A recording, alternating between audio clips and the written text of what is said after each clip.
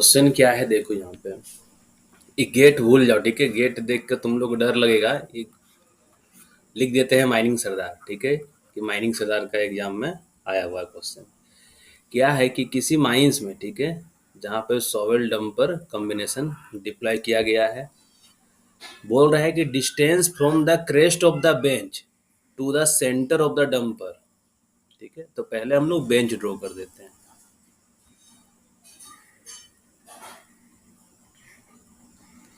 ये क्रेस्ट होता है। अब बर्म मान लो यही हो ना, बर्म मान लो, ये बर्म हो गया, ठीक है। ये क्रेस्ट होता है, ये टो हो गया। अब क्या है कि distance from the crest of the bench to the centre of dumper. यहाँ पे एक डंपर है, ठीक है। इस जगह पे मान लो एक डंपर है। क्रेस्ट से लेके सेंटर ऑफ डंपर इंक्लूडिंग बर्म वगैरह जो भी है, ये डिस्टेंस दिया हुआ है 7.5 मीटर। क्लास के टाइम में कॉल कौन करता है यार। ठीक है, ये डिस्टेंस दे दिया है 7.5 मीटर। अब नेक्स्ट क्या बोल रहा है, इंक्लूडिंग सेफ्टी बर्म क्लियरेंस सब लेके 7.5 मीटर है, ठीक है। जो डंपिंग रेडियस है and the cutting radii of the shovel are 15 metre and 12 metre respectively.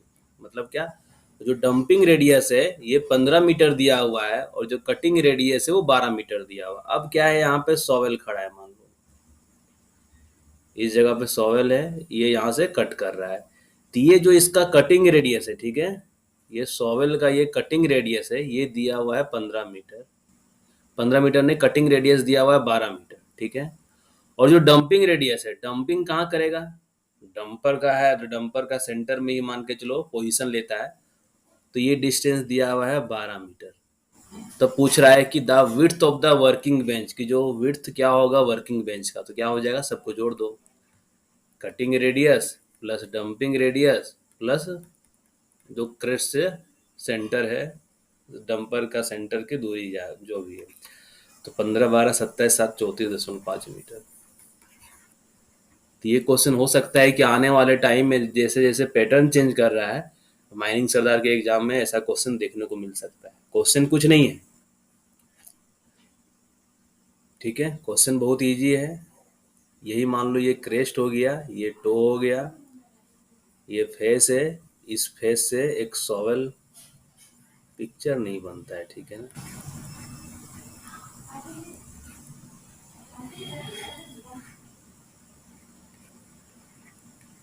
Shovel यहाँ से उठा रहा है और ये डंपर में डंप कर रहा है। डंपर का सेंटर पोजीशन ये है और डंपर का सेंटर से ये क्रेस्ट का दूरी दिया हुआ है।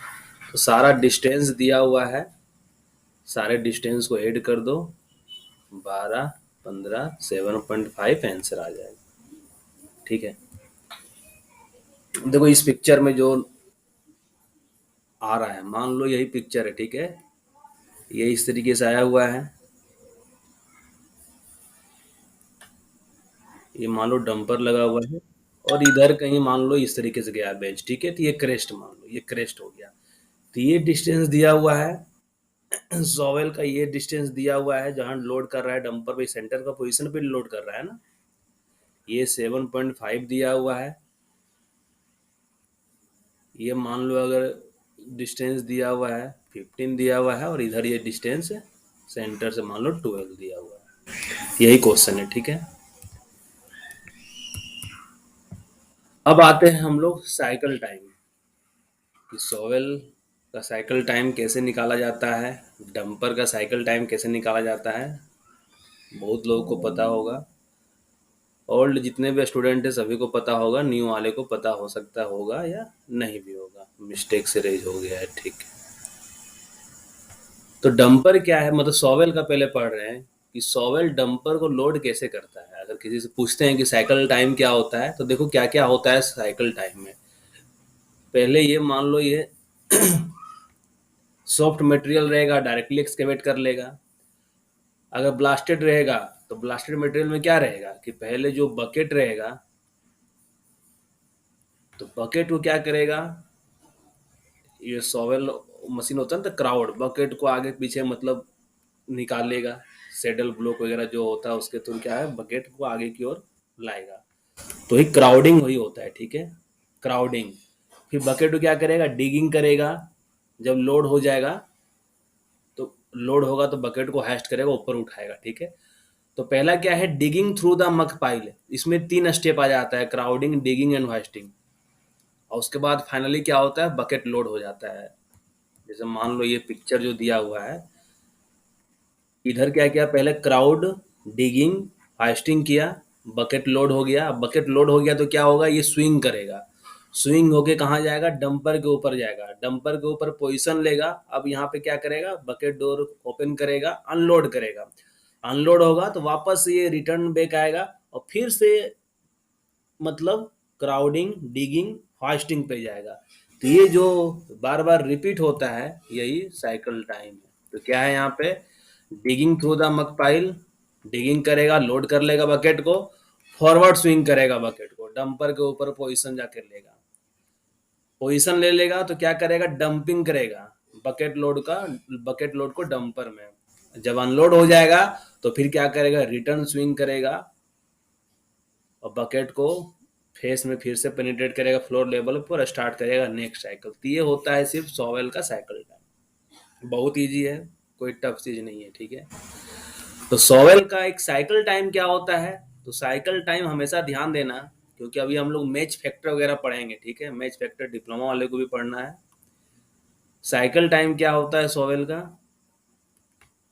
कि एक बार है ना, एक के मतलब डिगिंग किया, लोडिंग किया, स्विंग किया, अनलोड किया, वापस आया। तो एक बार बकेट को फिल करके अनलोड करने में और वापस से वो साइकिल स्टार्ट करने मतलब आने में जितना टाइम लगता है, यही साइकिल टाइम कहलाता है। और लोडिंग टाइम क्या होता है सॉवेल का,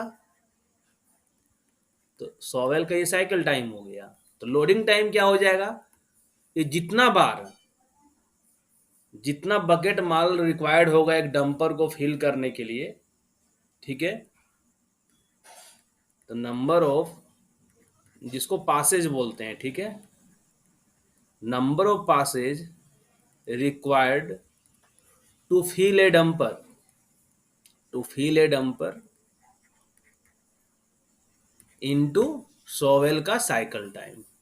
ये लोडिंग टाइम होगा। साइकिल टाइम क्या होगा कि एक बार के लिए, तो मान लो एक डंपर को अगर 10 बार में फिल करता है, 10 बार कि 10 बकेट माल देगा तो डंपर फिल होता है। तो सोवेल का लोडिंग टाइम क्या हो, कितना देर उसको लगेगा लोड करने में। और साइकिल टाइम मान लो दे दिया है 50 सेकेंड। साइकिल टाइम दिया हुआ 50 सेकेंड की, एक बार बकेट को डिस्चार्ज करने, मतलब इधर से डिग करके डिस्चार्ज करके वापस से पेनिट्रेट करेगा, मतलब फ्लोर लेवल पे आएगा, तो 50 सेकेंड लग रहा है। तो टोटल 10 बार अनलोड करेगा, मान लो 10 बकेट लग रहा है तो 50 दे हैं 500 हो जाएगा लोडिंग टाइम। तो साइकिल टाइम क्या होता है, लोडिंग टाइम क्या होता है, हमेशा ध्यान रखना, क्योंकि अभी हम लोग जब आगे चलकर क्वेश्चन सोल्व करेंगे मैच फैक्टर में, तो किसी क्वेश्चन में साइकिल टाइम दिया हुआ रहता है, किसी क्वेश्चन में लोडिंग टाइम दिया हुआ रहता है। तो मैच फैक्टर का जो फॉर्मूला है, जो कॉन्सेप्ट है, वहां पे क्या यूज करना है वो तुमको ध्यान में रखना होगा।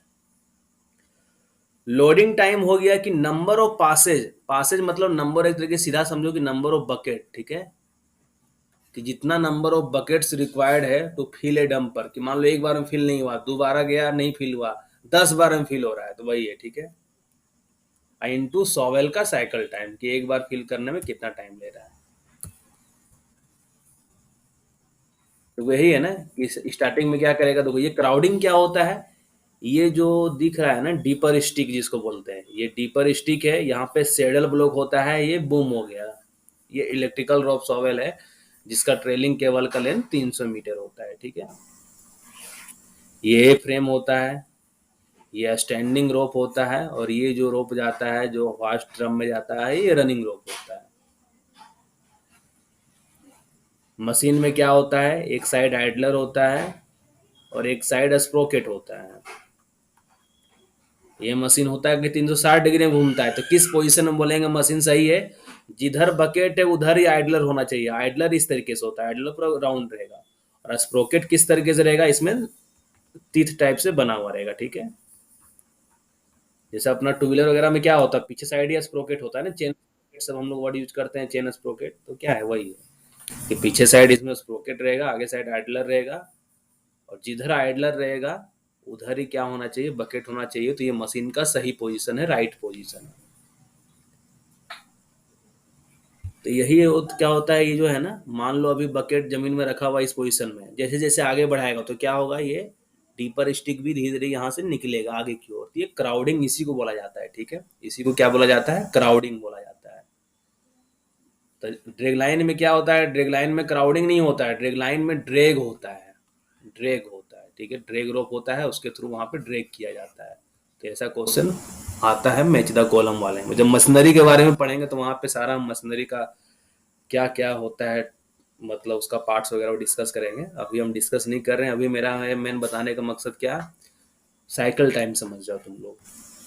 तो ये क्राउडिंग करेगा, क्राउडिंग करते हुए चलेगा, लोडिंग होते हुए चलेगा। मतलब क्राउडिंग, लोडिंग और फास्टिंग जो है, ये साइमल्टेनियस एक प्रोसेस है, ठीक है। ये नहीं कि क्राउडिंग अलग से हो रहा है, डिगिंग मतलब क्राउडिंग डिगिंग फास्टिंग अलग हो रहा है, नहीं। धीरे धीरे धीरे क्या हो कि पेनिट्रेट कर रहा है, बकेट में फिल हो रहा है, धीरे धीरे ऊपर उठा रहा है, ठीक है। और जब पूरा लोड हो जाएगा तो ऊपर उठा लेगा। अब क्या हुआ, यहाँ पे लोड होके होस्ट कर लिया और वापस से इधर, ये देखो पोजीशन में आ गया। ये शॉवेल है, ये भी शॉवेल है, ठीक है। डंपर में अनलोड करेगा, अनलोड कर रहा है तो जो भी टाइम लग रहा है यहाँ पे, फिर वापस से आएगा। यही जो स्टैंडर्ड साइकिल टाइम जो हम लोग पढ़े थे। अभी जो प्रोडक्टिविटी कैलकुलेशन का उतना लंबा चौड़ा न्यूमेरिकल सॉल्व किए हुए हैं, तो क्या है कि जो फैक्टर ऑफ स्विंग दिया हुआ रहता है कि 90 डिग्री के लिए एक रहता है, कोई करेक्शन फैक्टर नहीं, 90 डिग्री के लिए एक ले लेते हैं। अब है कि अगर 80 डिग्री पे लोड कर रहा है, 120 डिग्री पे लोड कर रहा है, तो उसके अकॉर्डिंग हम लोग फैक्टर ऑफ स्विंग वहां पे देना पड़ता है। तो वो था सॉवेल का साइकिल टाइम। अब हम लोग डंपर का साइकिल टाइम पढ़ते हैं। तो डंपर का साइकिल टाइम में क्या क्या आता है, एक आता है स्पॉटिंग टाइम। स्पॉटिंग टाइम क्या होता है कि मान लो सॉवेल के बगल में आके डंपर लगने में जो टाइम लगता है, ठीक है। सॉवेल मान लो माल लेके रेडी है बकेट में, डंपर जो पोजीशन लेने में जितना टाइम लगाता है वो स्पॉटिंग टाइम कहलाता है। डंपर लग गया, अब क्या करेगा, सॉवेल उसको लोड करेगा, तो लोडिंग टाइम हो गया। अब डंपर लोड हो जाएगा तो क्या होगा, अगर कोयला लोड होगा तो लोड को लेकर वो डंपिंग कोयला स्टॉक में लेके जाएगा। अगर ओबी लोड हुआ हुआ रहेगा तो ओबी को लेके ओबी डंप में जाएगा। तो क्या हो जाएगा, load travel time, load travel time. अब लोड ओबी था तो ओबी डंप में ले गया, कोयला था कोयला स्टॉक में ले गया। अब क्या करना है, वहां पे अनलोडिंग करना है या डंपिंग करना है, वही डंपिंग टाइम या अनलोडिंग टाइम हो गया। अब डंपर खाली हो गया तो क्या हो रहा है, अब खाली ही लौटेगा, तो खाली लौट गया तो एम्प्टी ट्रेवल टाइम। अब क्या है यहाँ पे कि डंपर को अगर मान लो कोई डंपर लोड हो रहा है तो आके यहाँ इंतजार करेगा। तो बोला ये जाता है कि स्पॉटिंग टाइम क्या होता है, spotting time is the time taken for dumper to position itself beside the shovel for getting itself loaded. मतलब जो बताएं अभी जस्ट कि सॉवेल के बगल में अपना पोजीशन लेने में डंपर को जितना टाइम लगता है वही स्पॉटिंग टाइम कहलाता है। तो डबल होता है, एक सिंगल स्पॉटिंग टाइम होता है, सिंगल स्पॉटिंग टाइम, और एक होता है डबल स्पॉटिंग टाइम। तो सिंगल स्पॉटिंग टाइम में क्या होता है,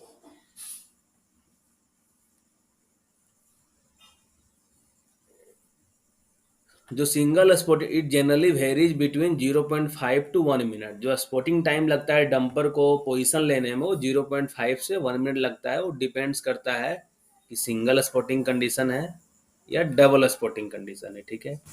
तो डबल स्पॉटिंग कंडीशन के केस में क्या बोला जाता है कि जो वेटिंग टाइम होता है वो डंपर का जीरो हो जाता है। क्यों हो जाता है जीरो, स्पॉटिंग टाइम जीरो हो जाता है, ठीक है, वेटिंग टाइम नहीं, डंपर का। पिक्चर से तुम लोग समझने की कोशिश करो, ठीक है।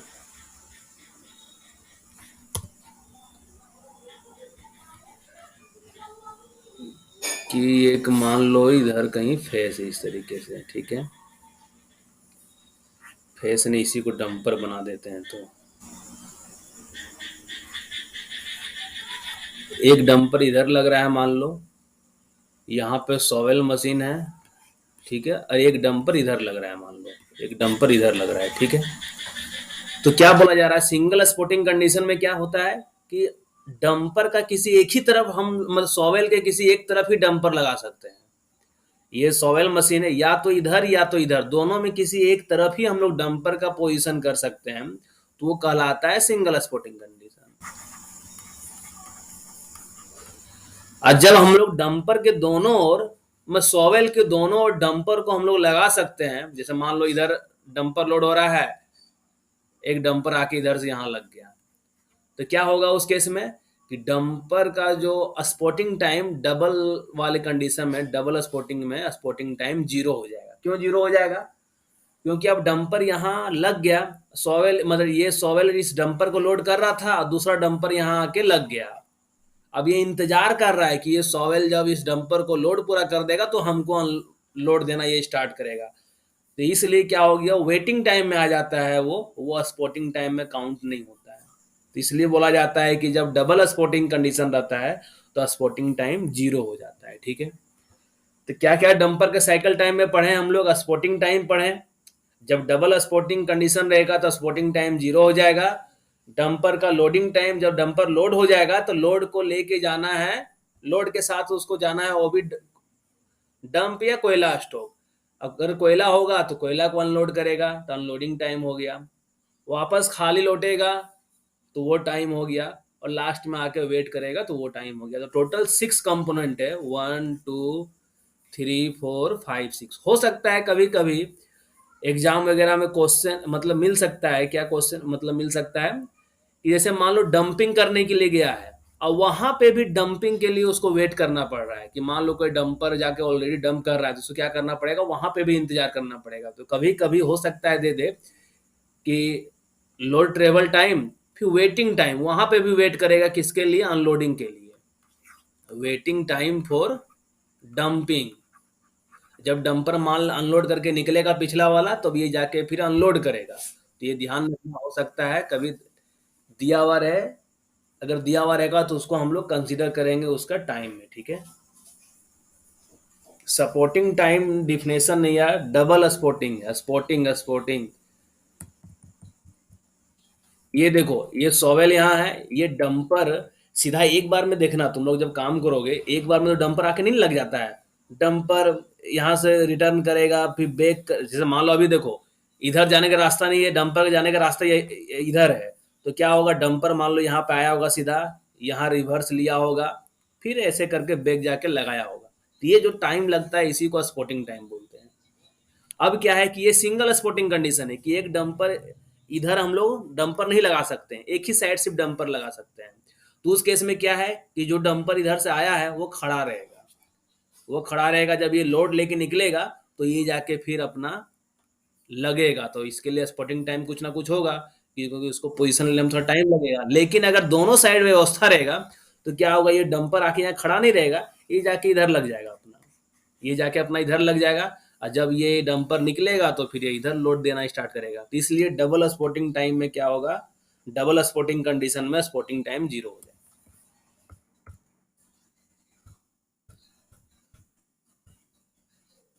अब आता है क्या, अब कुछ कुछ चीज हम लोग मैथमेटिकल थोड़ा देखते हैं।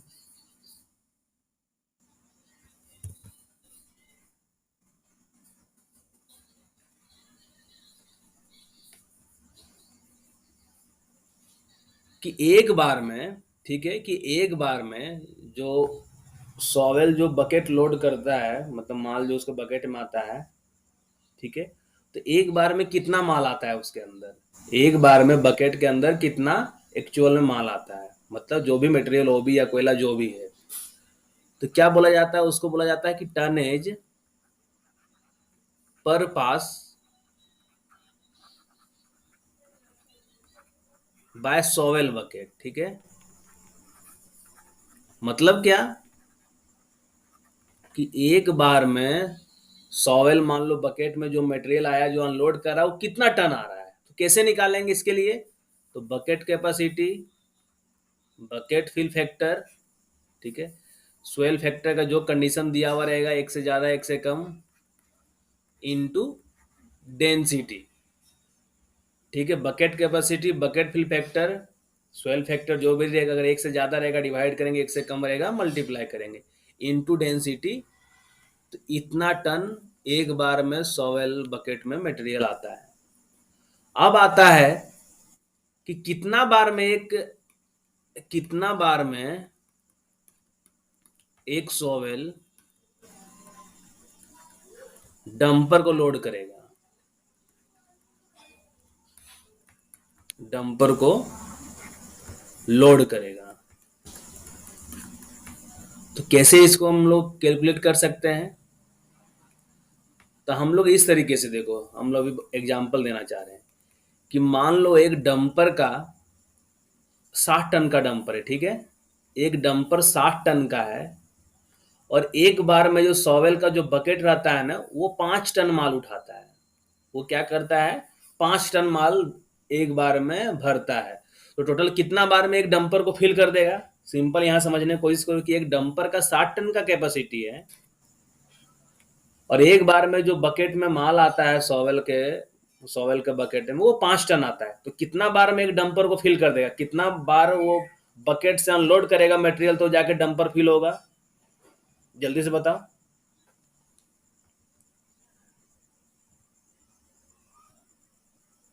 सभी लोग बताओ, कुछ नहीं हम पूछे हैं कि एक बार में 5 टन माल दे रहा है, 60 टन भरने के लिए कितना बार देना होगा? 12 बार देना होगा। तो कैसे निकालेंगे ये? 60 डिवाइड बाय 5 कर देंगे, 12 बार आ जाएगा। तो वही है यहाँ पे कि कितना बार में एक सॉवेल डंपर को लोड करेगा, तो क्या हो जाएगा, इफेक्टिव डंपर का कैपेसिटी जो भी रहेगा, ठीक है, डंपर का रेटेड कैपेसिटी जो रहेगा डिवाइड बाय क्या कर देंगे, यही तो निकालेंगे कि एक बार में कितना लोड करता है, डिवाइड बाय टनेज पर पास, टनेज पर पास बाय सॉवेल बकेट। मतलब ये कितना हो गया कि एक बार में कितना मटेरियल जो है उसके बकेट में आ रहा है, ठीक है, या एक बार में कितना माल अनलोड कर रहा है, और ऊपर में क्या है कि डंपर का क्या कैपेसिटी है। तो क्या लिख देंगे इसको, जो ऊपर वाला है इफेक्टिव डंपर रेटेड कैपेसिटी वो रहने दो, और नीचे क्या लिख सकते हैं, bucket capacity, bucket fill factor, swell factor जैसा दिया हुआ रहेगा वैसा यूज करेंगे, ऊपर नीचे कुछ भी हो सकता है, इनटू डेंसिटी। तो इस तरीके से हम लोग निकाल लेंगे कि टोटल कितना बार में number of shovel bucket, number of passes required to fill a dumper, ठीक है, कि कितना पास में कितना बार बकेट अनलोड करेगा तो जाके एक डंपर फिल होगा। तो बताएं तो, बकेट फिल फैक्टर तो देख रहे हैं ना, बकेट फिल फैक्टर तो यूज किए हैं। हम बड़ा रख, हम क्या बताएं, हम सारा चीज वो बड़ा रख छोटा रख की बात नहीं कर रहे हैं। हम बोले कि एक बार में है ना 5 टन मटेरियल आ रहा है, बस हम बड़ा छोटा की कोई बात नहीं कर रहे हैं कि एक बार में एक बकेट में 5 टन मटेरियल आ रहा है, ठीक है। इसका और एक एग्जांपल, सिंपल सा एग्जांपल लो कि एक गिलास है, ठीक है, एक गिलास में हम लोग जान रहे हैं कि 100 ग्राम सेंड आएगा, ठीक है, एक गिलास में 100 ग्राम सेंड आएगा, और हम लोग क्या कर रहे हैं, हम लोग अपने मुट्ठी से गिलास को भरने की कोशिश कर रहे हैं। हमको पता है कि मेरा एक मुट्ठी में 10 ग्राम सेंड आएगा, तो कितना बार में गिलास भरेंगे, 10 बार में भर देंगे। तो क्या करना है, 100 डिवाइड बाय 10, मतलब 10 बार में गिलास भर जाएगा। तो वही तो कर रहा है यहाँ कि एक बार में बकेट में 5 टन आ रहा है और 60 टन का डंपर भरना है, तो 12 बार भरना होगा। अब इसी पे एक क्वेश्चन तुम लोग सोल्व करो, ठीक है,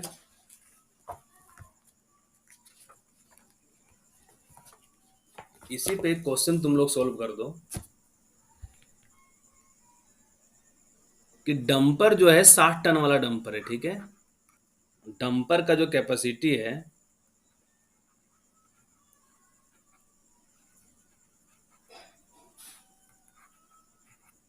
60 टन का है, अब सॉवेल का दिया हुआ है कि बकेट कैपेसिटी 4 क्यूबिक मीटर है,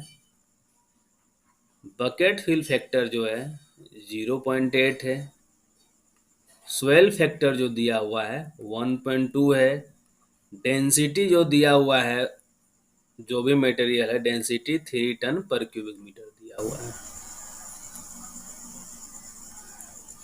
तो पहले ये निकालो कि एक बार में सॉवेल कितना, मतलब उसके बकेट में कितना माल आता है, टनेज पर पास बाय सॉवेल बकेट, कि एक बार में उसके बकेट में कितना माल आ रहा है। और दूसरा निकालो कि number of passes required to fill a dumper, मतलब कितना बार में एक डंपर को फिल करेगा, number of passes required to fill a dumper.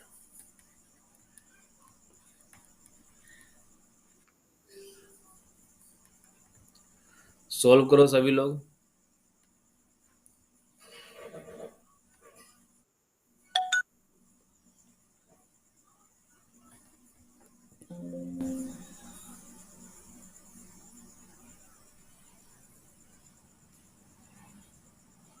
कौन हो यार, बार बार रिंग बजा के चले जाते हो।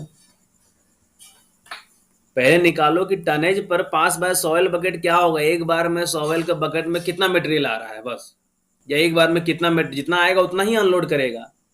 तो कैसे निकालेंगे इसको, bucket capacity, bucket fill factor, soil factor देख रहे एक से ज्यादा है, डिवाइड कर दिए इनटू डेंसिटी, इतना टन मटेरियल एक बार में आएगा।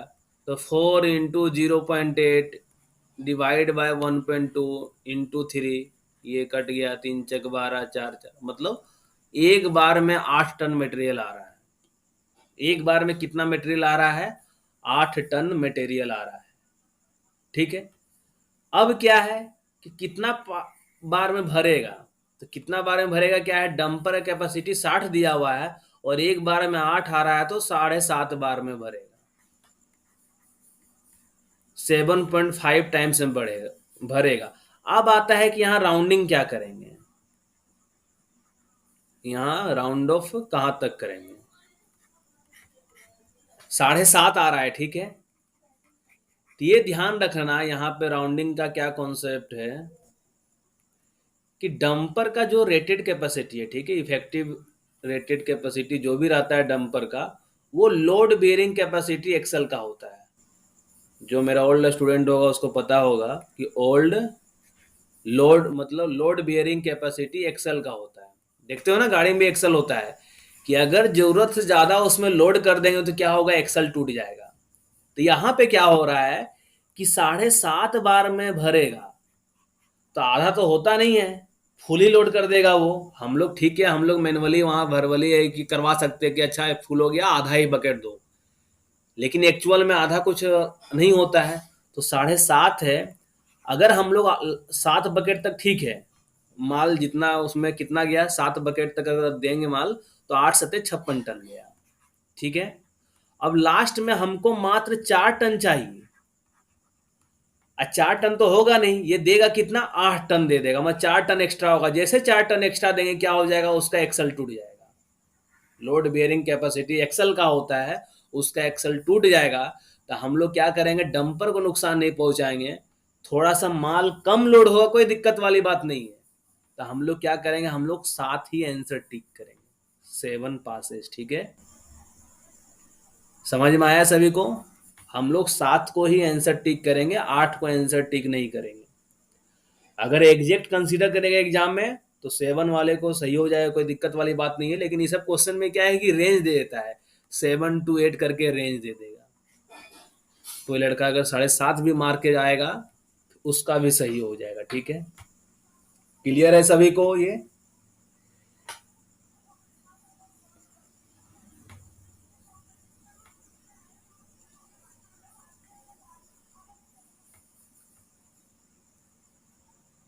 कि हम लोग 7.5 को 7 क्यों लिए हैं, 8 क्यों नहीं लिए हैं, इसका यही रीजन है। जैसे मान लो सिंपल हम लोग देखते हैं, देखते नहीं हो कि जो लेबर वगैरह रहता है पीठ पे बोरा मान लो लोड कर, मतलब ट्रक से निकाल कर दुकान में रख रहा है।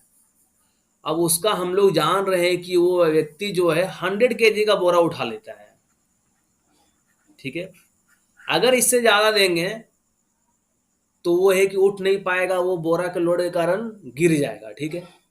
तो वही यहाँ डंपर का केस होगा, अगर ज्यादा माल लोड कर देंगे तो उसका जो लोड मतलब क्या कहते हैं, एक्सल जो होता है वो टूट जाएगा, एक्सल टूटेगा फिर क्या होगा, नुकसान ही नुकसान। इसलिए हम लोग आधा माल, थोड़ा सा माल कम लेके जाएंगे, कोई दिक्कत वाली बात नहीं।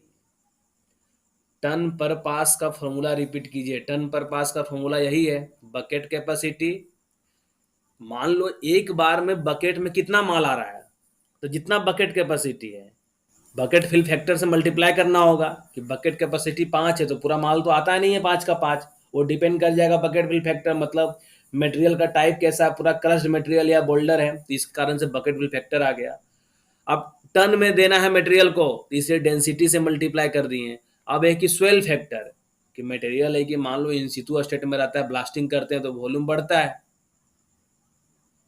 तो हम लोग जो भी स्वेल फैक्टर रहेगा, एक से ज़्यादा रहेगा तो डिवाइड करेंगे, और एक से कम रहेगा मल्टीप्लाई करेंगे, यही है सिंपल, ठीक है। अब एक क्वेश्चन और तुम लोग सोल्व करो। अब देखो यहाँ पे थोड़ा सा और था, ये इफेक्टिव डंपर कैपेसिटी है कि जब डेंसिटी 2.6 से कम रहेगा तो हम लोग उस केस में क्या करना पड़ता है, डंपर का जो भी रेटेड कैपेसिटी होता है और जो भी डेंसिटी दिया हुआ है डिवाइड बाय 2.6 करना रहता है। लेकिन ये छोड़ो, ये तुम लोग का गेट के लेवल का नहीं आएगा, ये हम लोग एमटेक में पढ़े थे। क्योंकि डेंसिटी अगर 2.6 से ज़्यादा कम रहेगा तो क्या हो जाएगा, वॉल्यूम ज़्यादा हो जाएगा, और वॉल्यूम ज़्यादा होगा तो क्या होगा, डंपर से मटेरियल गिरने लगेगा। डेंसिटी का भी थोड़ा असर पड़ता है, लेकिन ये गेट में नहीं जाएगा उतना तुम लोग को डिटेल में, या माइनिंग सरदार ओवरमैन के किसी एग्जाम में नहीं जाएगा, ठीक है।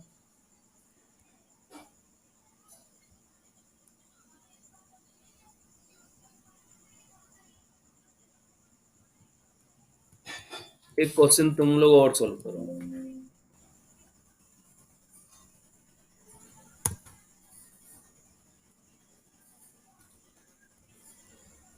डिटरमाइन द टनेज पर पास बाय सॉवेल बकेट, ठीक है।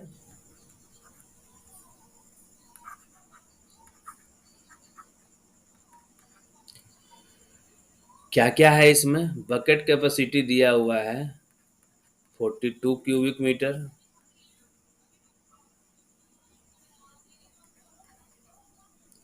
हाँ हाँ, उड़ीसा वाले में जा सकता है, क्योंकि उड़ीसा वाले में बहुत ज़्यादा चांस है कि गेट का क्वेश्चन उठा कर देगा उसमें, ठीक है। तो तुम लोग गेट वाला सिलेबस को भी कवर करते हुए चलना है। बकेट फिल फैक्टर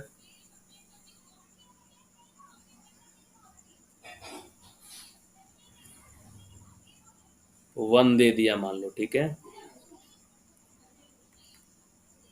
1 नहीं, 0.8 मान लेते हैं। स्वेल फैक्टर 1.6, और डेंसिटी जो दिया है वो 4 टन पर क्यूबिक मीटर दिया हुआ है। तो टनेज पर पास बाय सॉइल बकेट क्या होगा,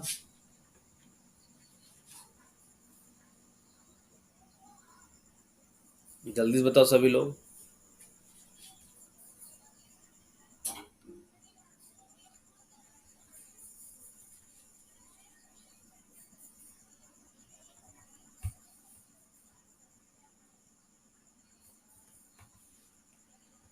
क्या होगा, सभी लोग आंसर बताओ।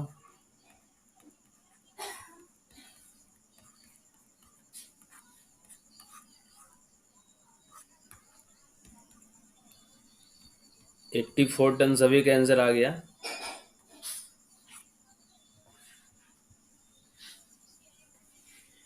अब मान लो कि डंपर का जो रेटेड कैपेसिटी है, इफेक्टिव इफेक्टिव डंपर का जो कैपेसिटी है वो 240 टन दिया हुआ है। तो नंबर ऑफ पासेस कितना चाहिए होगा, कितना नंबर ऑफ पासेज में एक डंपर को फिल करेगा ये,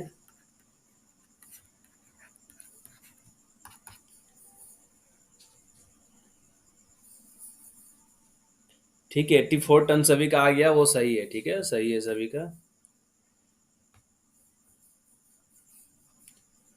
टू पॉइंट समथिंग आएगा, तो हम लोग टू में राउंड ऑफ कर देंगे, ठीक है, टू आंसर सही हो जाएगा।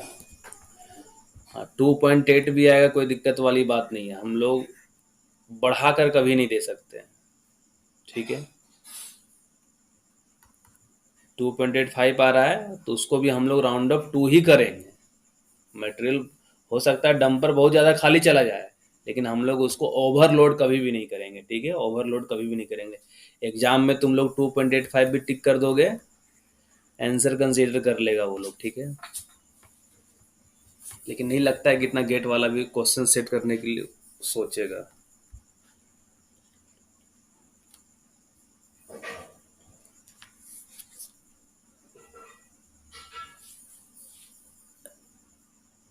एक्सल थोड़ा बहुत ज़्यादा माल से भी टूट जाएगा क्या? टूट सकता है, ठीक है।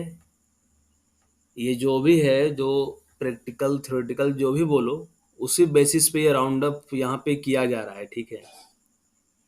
ये 60 टन का डंपर है तो कभी भी उसमें देखना 60 टन कभी भी मटेरियल लोड नहीं होता है। वो डिपेंड कर जाता है कि माइंस का ग्रेडियंट कितना है। ग्रेडियंट अगर रहेगा ठीक ठाक और वहाँ पे डंपर को फुल लोड करेंगे, 40 टन 45 टन तक माल लेता है, ठीक है। ज़्यादा लोड करेगा, लोड करोगे तो वो गिरने लगता है, पर रोड पे ही गिर जाएगा।